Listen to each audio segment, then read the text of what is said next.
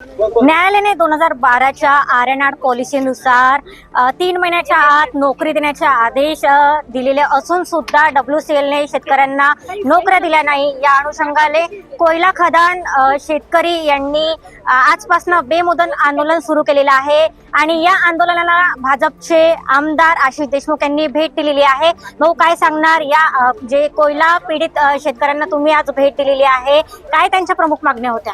जसं तुम्ही सांगितलं, कोर्टाने आदेश दिले।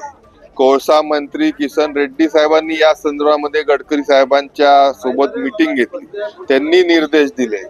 आज सन्माननीय बावनकुळे साहेब असतील, मी असेल, हे सातत्याने आम्ही सर्वजण प्रयत्न करत असताना विशेष करून WCLच्या अधिकाऱ्यांची जी वृत्ती आहे ती ह्या पीडित शेतकऱ्यांना मदत मुळात न करण्याची आहे, अशी भावना आमच्या लक्षात आल्यामुळे आजपासून परत एकदा 4-5 महिन्यापूर्वी आंदोलन झालं होतं, आता परत एकदा आंदोलन अनिश्चितकालीन झालंय आणि ज्या सर्व तरुणींना रोजगाराची कायद्यानुसार नोकरी पाहिजे आहे त्या सर्वांना नोकरीच्या संदर्भामध्ये असेल, जे सर्व शेतकऱ्यांच्या गावं ह्या कोळसा खाणीमध्ये गेलेली आहेत त्या सर्व लोकांना चांगले असे पक्के घराच्या संदर्भामध्ये रिहॅबिलिटेशन असेल, या सर्व गोष्टीच्या संदर्भामध्ये आजपासून आंदोलन चालू झालं आहे।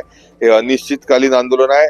आमचा सर्वांचा सक्रिय सहभाग या आंदोलनामध्ये राहणार आहे आणि जोपर्यंत शेतकऱ्यांसाठी, जोपर्यंत तरुणांसाठी रोजगाराच्या संदर्भामध्ये, पुनर्वसनाच्या संदर्भामध्ये न्याय WCL देणार नाही, तोपर्यंत हे आंदोलन असंच चालू राहील। कोयला खदान पीडित शेतकऱ्यांना जर न्याय नाही मिळाला तर समोरची भूमिका काय राहणार आहे आणि तुम्ही काय करणार आहे? 20 तारखेला हजारो लाखो लोकांसोबत आम्ही इथून या गावातून निघून WCLच्या CMDच्या कार्यालयावर धडक मोर्चा त्या निमित्ताने काढणार आहे आणि 20 तारखेला रात्रीपासून मी स्वतः या आंदोलनामध्ये दिवस रात्र इथे सहभागी होईल।